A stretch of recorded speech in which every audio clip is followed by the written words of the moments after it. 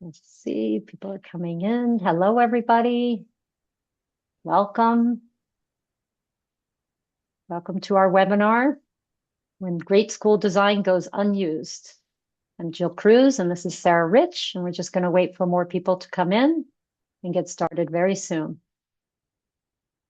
Good afternoon, everyone. Thank you so much for joining us during your busy day. You'll see that you have the bit.ly URL shortener there in the bottom right-hand corner where you can access the slides, as well as a QR code to my website. We're excited to have you here today.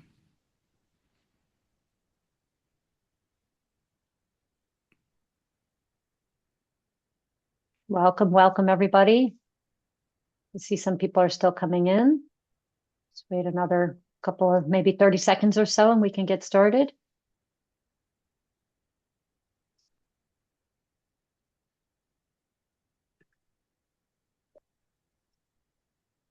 Maybe we can ask people to tell us where they're dialing in from.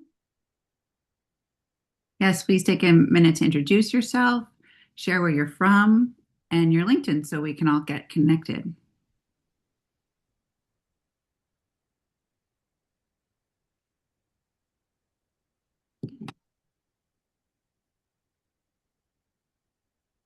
Boston.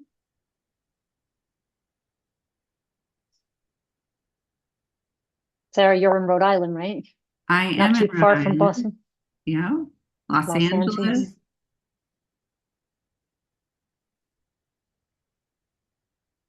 Yeah, thank you for sharing the LinkedIn. I think it's always nice to be able to connect, Absolutely. even reaching out to each other and connecting. Pittsburgh, Raleigh. See some familiar faces. Hi, everybody.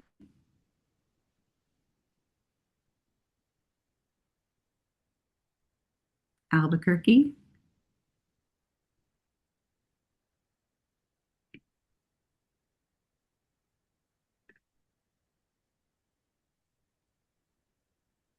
Just as a reminder, Sarah has put the bit.ly link there, and it'll be in the chat as well for the slides. So you can grab the slides after the presentation, and I will be sending out the recording as well.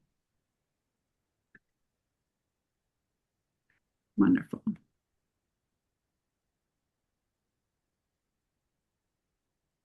Okay. Give a couple more minutes. You want to get started, Jill? Yeah, I think we can get started. All righty. Hello, everyone. My name is Jill Cruz, and I am the Chief Operations Officer at RFP School Watch. We are a family-owned business that my father started over 20 years ago in 2005. Some of you may have been around that long and know about RFP School Watch.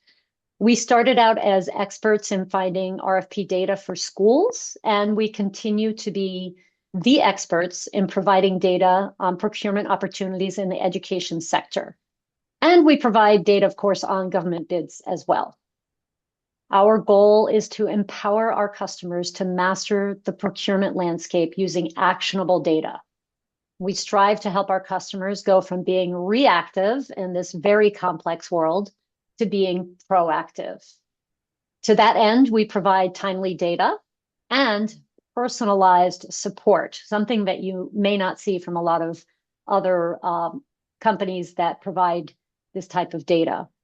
We also provide expert resources to help you navigate the procurement world with more ease.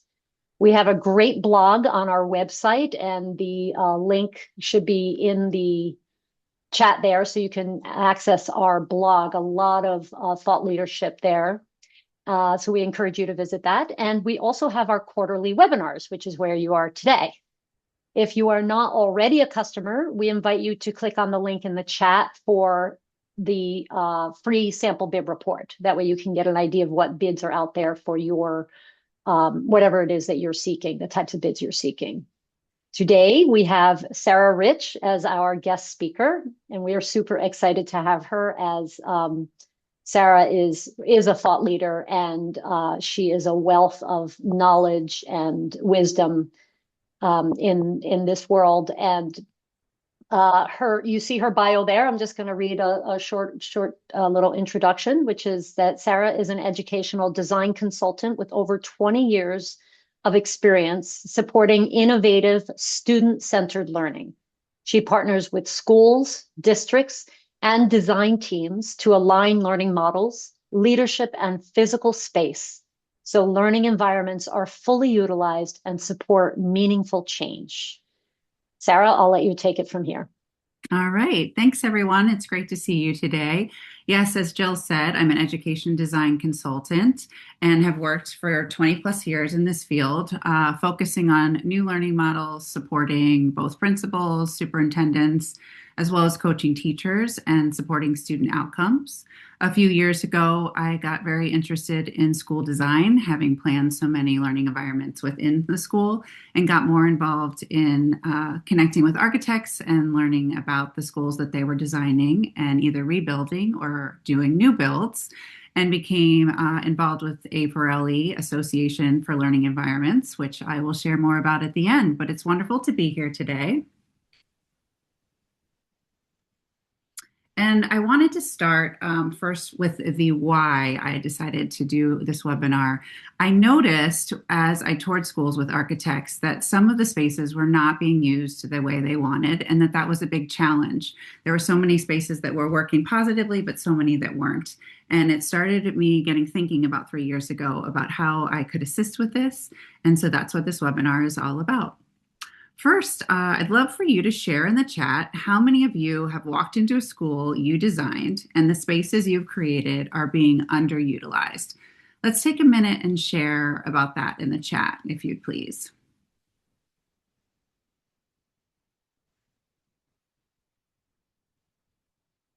Can you think of a school? And if you are from a school and you're not an architect, then think about spaces in your school that maybe aren't utilized properly or that you've had a vision for and it's not quite happening. And put that in the chat.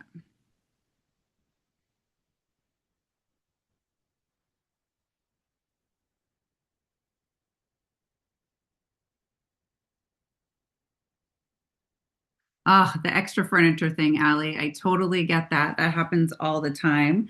That also is a good point in making sure that you're picking the right furniture for your classrooms and your common areas. And yes, getting rid of the old. Yes, so much of that. Thanks so much for sharing, Allie. Anybody else?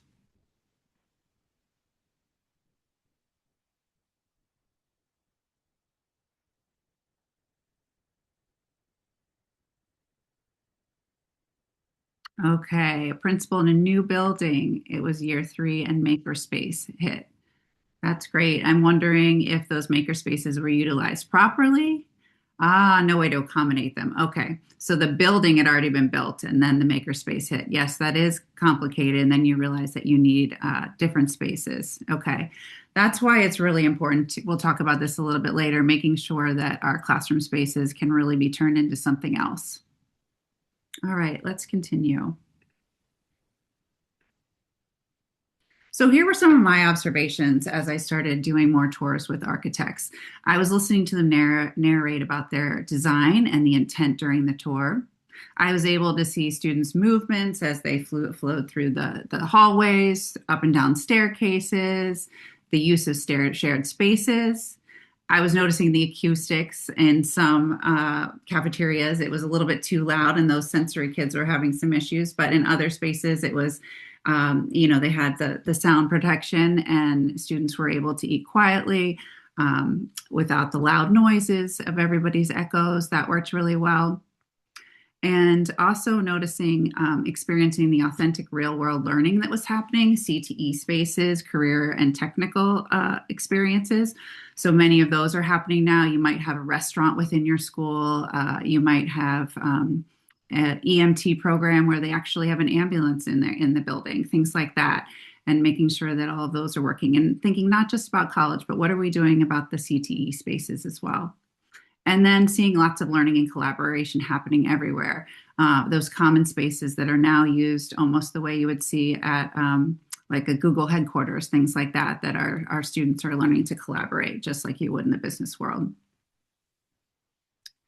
But then on tours, I'd sometimes hear things differently.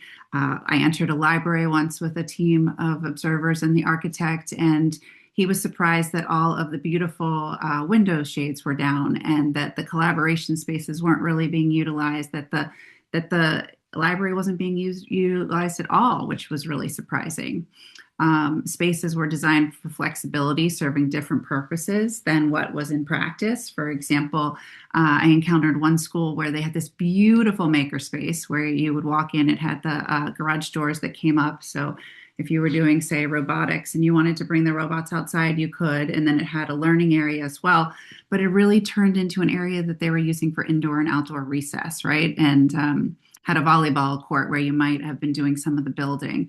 And so just making sure that these spaces, even if you're intimidated on how you might use them, let's get folks in there that can support these teachers and help them to use them properly. Also, large classrooms with windows, the shades are drawn. What I mean by that is you see these big bay windows that they have looking into their classroom, which is great for learning. It's great for tours if you're showing prospective students and families, but it's also how teachers are learning from each other. If we are constantly closing those shades, it really allows teachers to still be in silos, which we really don't want anymore. It limits the visibility and eliminate some of that connection that we might have between different classrooms. And closed doors, same thing. That makes the spaces more separate versus being collaborative, and it's less welcoming to come in.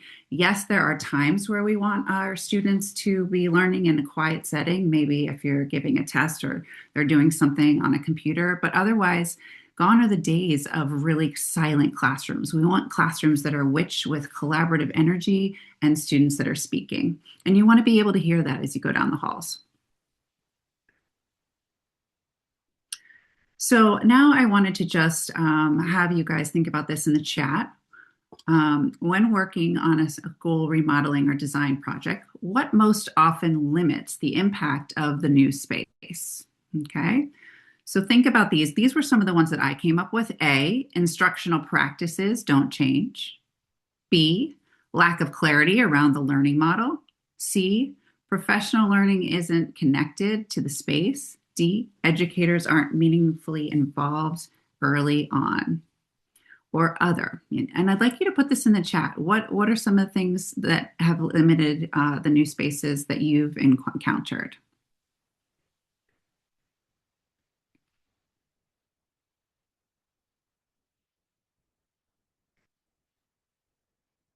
And if you're designing a school or doing a new build, thinking about anticipating what might be issues that you have, thinking about your team or your teachers, all of the above. Yeah. The furniture. Yep. It is an afterthought often. And yep. Yeah, there are some pieces that you just can't use if you want to make a new building and have it flow better. Yep. Yep. Anyone else have anything that I might not have added here that comes to mind for you? The mindset of faculty seeking to have what they have now just new, as opposed to thinking about better ways to connect. Absolutely. Yep. Well, and I find, having been a teacher myself at one point, that they really, especially after COVID and after being on devices a lot and all of that online and hybrid learning, and all the pressures they have on them right now, they tend to go back to what's most comfortable, whether it be the furniture, whether it be the way they taught. And we can't blame them because we know that teachers are pretty exhausted today. Exactly. Yes. Thinking about rethinking, I know that when I was teaching, I also felt like, well, was this going to be something that we were going to adopt and was going to be with us long term? Or was this going to be something that was just a phase that we were going to have, a trend for the month, and then it was going to disappear? And if so, why would I want to put all my work into it? And so really explaining to them the why, the importance, and why we want them on this journey with us. Absolutely.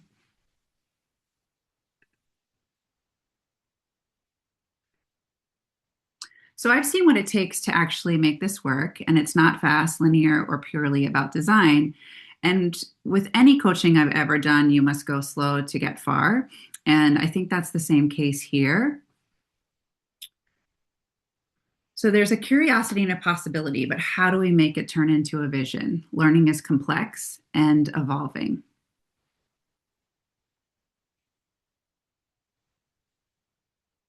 So I've listed here some things that are important about schools, and obviously this list could be way longer, but some things that are important now. Academic achievement, addressing unfinished learning, kids that have fallen behind during COVID or just are struggling to retain information. Teacher quality and professional learning is a big deal now, making sure that our teachers are current and that they have the philosophy that we want, the pedagogy that we want within our schools. Student engagement, well-being, and whole child support, making sure that we're personalizing the learning for good student outcomes. Equity and inclusive practice, the learning environment and the conditions, keeping our schools safe, and technology and innovation and how it supports learning.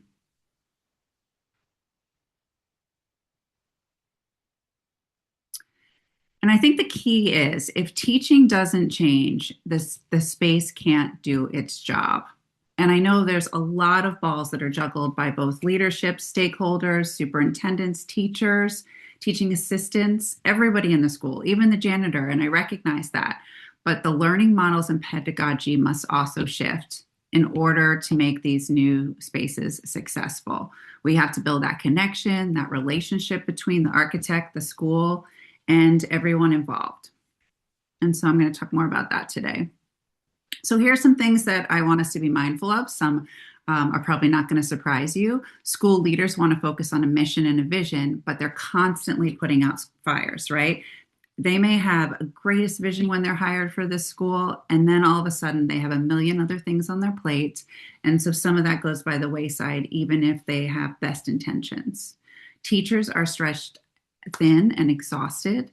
There's not as much joy that there used to be in schools, especially since COVID. That shift in the culture, it's just fundamentally shifted in schools and how we're going to sort of give them that spark again, everyone in the school. There's an ongoing teacher shortage. We're having to really think about staffing models and things like team teaching. And as we know, AI tools are rapidly evolving, often outpacing school readiness and guidance. And what this means for the change. So for the learning environments to flourish, the pedagogy must evolve and shift. The meaningful change takes time. It cannot happen overnight. And the lasting impact has to do with building that trust. When those architects and designers walk in that school, they may be ready with a plan in mind, but they've got to connect with those teachers and the community first. Take a minute. Do we have anything in the chat yet, Jill or Jessica, that I need to address before I continue? Just Ron had mentioned that there's lack of leadership championing change. Absolutely, yes. And I think sometimes that's a fear-based thing with so much already on their plate. Why take on something more? And then sometimes it's the fact of just needing to know more.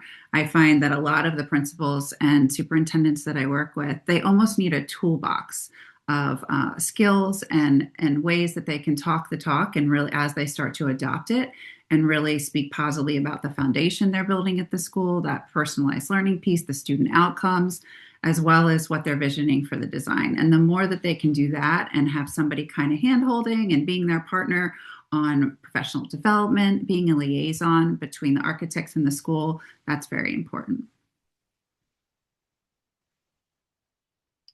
So I think about it in 4 stages. The teaching and learning piece to me is the most important, and that needs to start way before the remodeling or the build, because you need to have your teachers ready for these new spaces, and students need to be ready as well. Okay, teachers need to be more of a guide on the side. The students have more autonomy. They're basically designing the pathway of their learning. But to be able to do all that or utilize a podcast room or be able to step into a maker space, they need to know how to use these spaces and they need to feel confident. And the only way we're going to get that is if we're really teaching them all these skills prior to the beginning phases.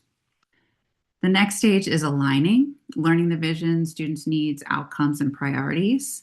Then you have the design phase, bringing learning models to life through space. And then the build, construction, setup, and readiness for teacher learning. So these are the 4 phases I'm going to touch on today.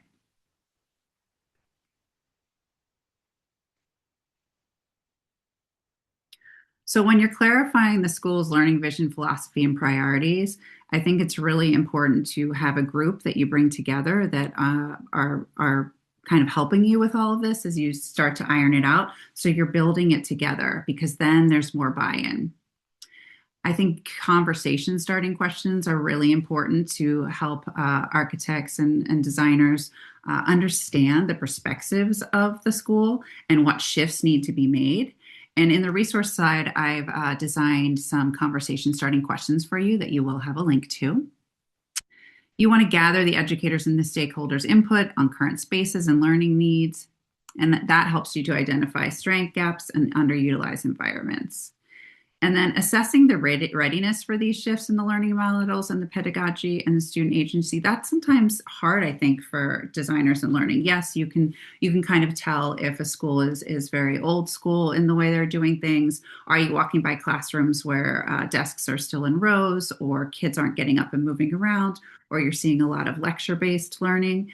Then you might have an idea that they're going to have to make some shifts. But there are times where it's hard to know that. And that's why the questions that I've provided can be really insightful for you. And I also think surveys are important. And I will say that teachers and students do love surveys.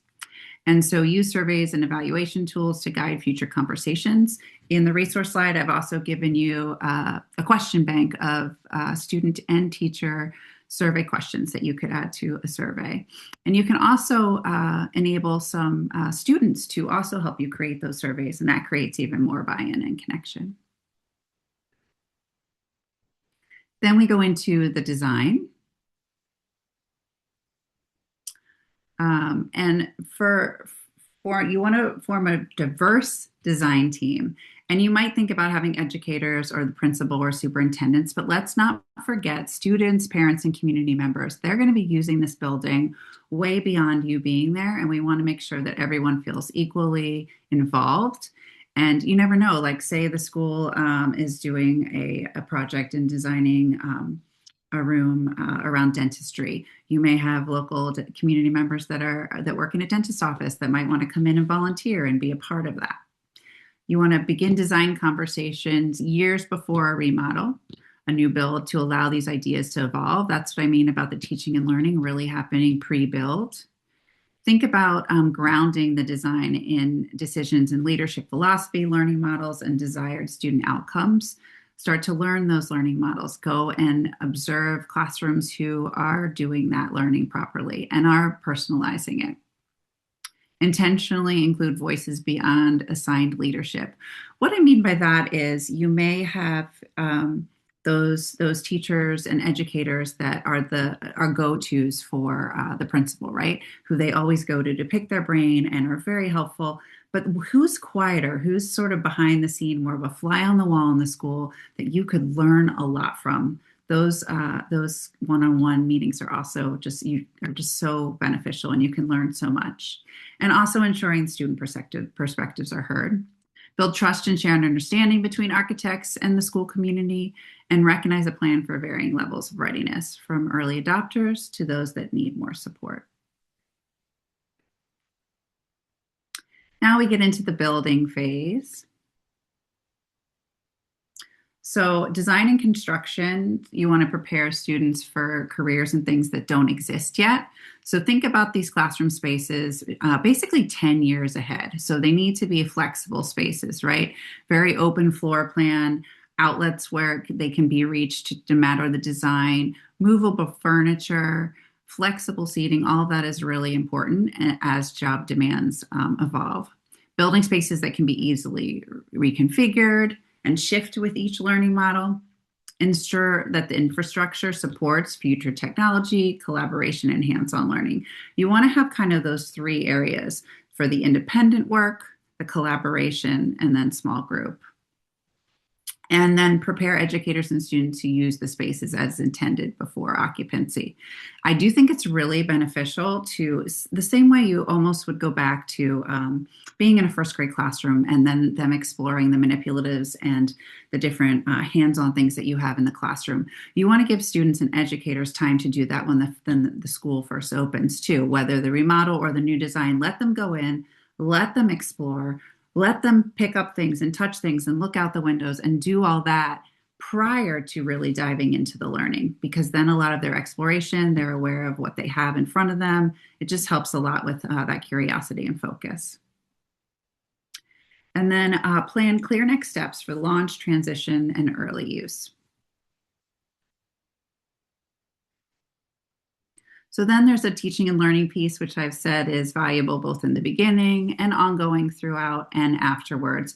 I find that a lot of professional development and teaching and learning for teachers, they'll introduce something like, come and teach you all about these drones, and you'll have professional development for maybe 2 days on it. And then they set you free in the classroom. There's not a lot of follow up when the teachers are really starting to have questions and want to know what to do next. And so you want to have folks that are there still rooting them on, helping them on this new pathway, this new shift that they have. Plan for leadership and staff transitions, building shared practices and institutional knowledge, provide ongoing professional learning during the build and after the occupancy, like I just talked about, leveraging the peer learning. I think a lot of schools forget that some of the best learning is done by their teachers. If somebody's doing a great job with something, have them share for everyone else. Even your students can be teaching teachers, they can be collaborating with other students, they can be pushing into other classrooms and telling them about something they've learned or how they're using this piece of furniture or what they're doing in their classroom. Expect learning practices to evolve as space takes shape and are used. And you want to be constantly using feedback to reflect and adjust as learning spaces evolve. For example, if you decide to do a student survey, don't change the questions that you used in the beginning or the teacher survey. Give that same survey at the beginning, middle, and end, and then maybe have like an optional question that where they can add more that they're thinking about now. But that really helps you measure the growth of, say, your early adopters, and then those that maybe were a little bit more hesitant. So I was not able to talk about a lot of additional considerations just because this is a short webinar, but I want you also to be thinking about things like aligning the bell schedules. So a few years ago, there was a big shift in longer blocks than 45 minutes, having a 90-minute block allows for that deeper learning and not so much transition. And this really is K all the way to 12, so keep that in mind. Furniture and material choices, making sure that what you're getting isn't just the next best thing, that it's really going to be used in your classroom. Think about your kids' needs and what kind of furniture will really help them. And making sure that you're using the flexible seating intentionally. Do they know when to be using the standing desk? Do they know when to be going over and using the rockers or the beanbag chairs, and what good uses are for them? Engaging educators and students in simulations and design experiences. Think about that too as you're building the classrooms, building those learning spaces, putting that furniture in. Think about project-based learning design projects, having student and teacher voice included, and have projects that have to do with the design, right? You could say you're redesigning a middle school. You could involve 6 through 8, all the kids, and each of them are working on a project-based learning project around what the classrooms are going to look like, or the budget for the furniture, or what furniture they want to see in there. And the beauty in having them all do the same project-based learning is that depending on their grade level, you might be able to differentiate, but then those students can still work together and teachers can jump around. Creating visual portfolios with all of the movement of teachers and teacher shortages and long-term subs. You kind of want to have a portfolio, both video-based as well as something that they can look through, possibly digital, so you can keep updating it, where they can just take a peek what your school's philosophy is, how you're using these learning spaces. And again, this can be something that a student designs as well. And creating environments where students and educators feel safe, supported, and able to learn is really important. Obviously, safety is a huge issue now. Ensuring that the curriculum aligns with the modern learning models, that has been a big thing. We find now with teachers doing that less speaking and the student guiding the learning, it's really a struggle when we're still going back to curriculums that maybe are based more for traditional teaching and don't have that ability to really differentiate it, or are more book-based with maybe just a slight program on the computer that helps, but not something that really dives in and gives you what your kids need now, and the data that you need. And designing common spaces that support collaboration and team teaching. I see so many schools that have these beautiful spaces, these hallways, and these collaborative spaces, but the teachers are not bringing the kids out or setting up those expectations so that even second graders or 12th graders can be out in the hallways, collaborating, working together, and being safe about it and being responsible. So that's another thing. I forgot to say that I was going to take questions at the end, but I'm almost wrapped up and then I will take all the questions. I wanted to take a minute to mention the Association for Learning Environments, which is a wonderful organization throughout the United States that I'm a part of. I'm part of the Northeast chapter and actually president-elect. And this has brought me a wealth of resources in terms of just having architects to collaborate with, educators to work with, policyholders to learn from. And you can learn more about A4LE at this QR code right here. And please take the time. There's chapters all over the country who would love to have you more involved. And then these are the resources I've shared with you. You have the conversation guide I mentioned there that I created. The teacher and student survey question bank is also here. And then the Association for Learning Environments is also having their big conference in November 2026 in Seattle. We'd love to see you there. You can learn more about that there, as well as all the A4LE featured articles that show you different learning spaces and might give you great ideas. I've included that here as well. I know we want to take some time to go to some more questions. Let me see if I'll check the chat first, see if there's anything here, and then go to the questions. Just a second. We're good with questions, Jill? Yes, yeah, we're good with questions. But I saw Ken's comment about getting leaders to realize early partnerships can get them what they want on time and on budget. And I know that, at RFP School Watch, we have, I think this is a theme, not only in this space, but in general for, we have customers who have new technology or, reusable or compostable lunch trays or whatever it is. And this, sometimes it seems like the schools are they're not being proactive about it. And, kind of relates, I think, to Ken's comment. Do you have any advice or insights about how? Because speaking from our customers' perspectives, who are always trying to get in there and get the schools engaged even before the RFP comes out. I don't know if you have any thoughts. I'm sure you have some thoughts about Yeah. that. So on how to get schools better engaged in terms of being the architect, is that what you mean? Yeah. Yeah. Yeah. Okay. So I would say I think baby steps are important in the beginning, especially if they are thinking that they need a new building or they have these resources, but they're also nervous about the budget and where do I start? Starting to build that connection slowly is really important. If you can do it in a way where you're listening more and not necessarily putting pressure on them, I think the key is the listening part. I think when they feel heard, even if you're kind of having to push them and shift them in a different direction for what the design really needs because of your experience, just making them feel heard, I think is an important piece. And I think learning the most that you can about the school.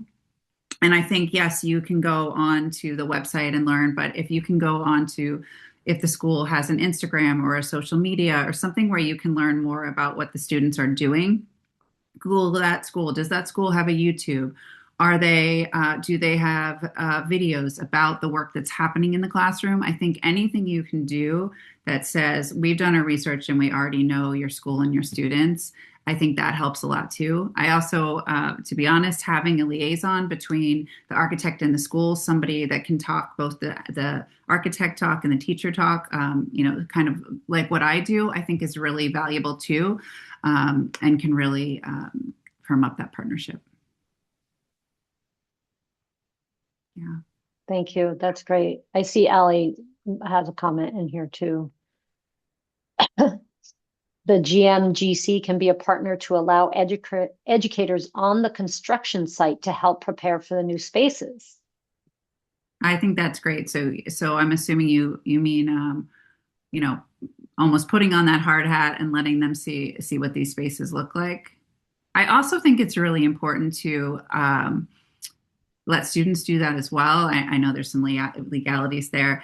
And I think whenever you can have them see some of your other builds or have a teacher from one of the other schools that you've designed come and just talk to them, not in like a know-it-all way, but almost relating to how they might be overwhelmed with, am I going to be aligned with what's expected of me as a teacher and an educator at this school now? Being able to say, here's what's expected, here's how I felt, and here's how I feel now that we're in this new building, and there's so much more I can do with learning. I think that's really important too.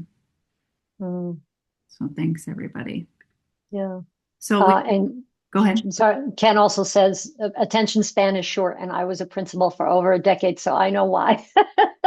I'm not sure exactly what that means, but Yes. So, well, I think he's talking about adults, but then you have to remember elementary, some of them have like a 15-minute attention span. It could be even less than that. And then it goes up. I think now with all of our students on devices all the time, if it's video related, they pay attention a lot more. It's sad to say, but that is true. But then I think he's also talking about teachers, and you could be standing in front of them or the principal superintendent talking to them and thinking that you're presenting something that's really great, but they have so many other things in their head, or they're on the slide in Slack, on the side in Slack, solving another fire that they're putting out. And so that's what makes it really hard. So yes, smaller workshops to start to build that relationship is really important, for sure.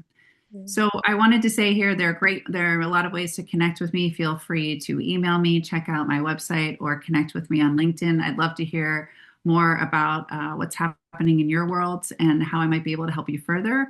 If you think of things after this webinar, please feel free to reach out. I'm happy to answer your questions.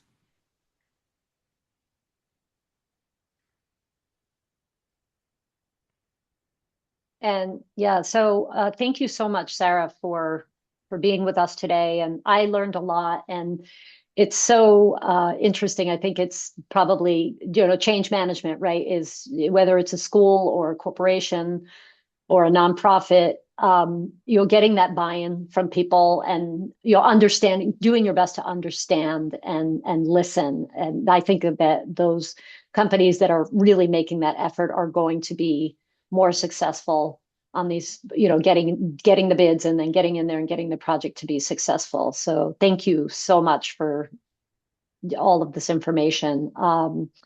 And thank you all for attending today. We appreciate your taking time out of your busy day. If you are not a current customer at RFP School Watch and you're seeking bids, you can always get a free sample bid report, which Jessica put in the chat a little bit earlier. And we have a great blog, which has a ton of thought leadership, and Sarah's going to be contributing to that as well on professional development. Yes. Correct. Sorry. Yeah. Okay. Professional development. So look out for that. And yeah, thank you, Sarah. Thank you, Jessica. Thank you, everybody, for attending. And we will be having another webinar in early May, our second quarter webinar. So we hope to see you there. And thank you so much. Yes. Thank you all for attending. And thank you, School Watch, for letting me share. We're happy to have you, Sarah. Thank you, everybody. Have a good day. Take care. Bye.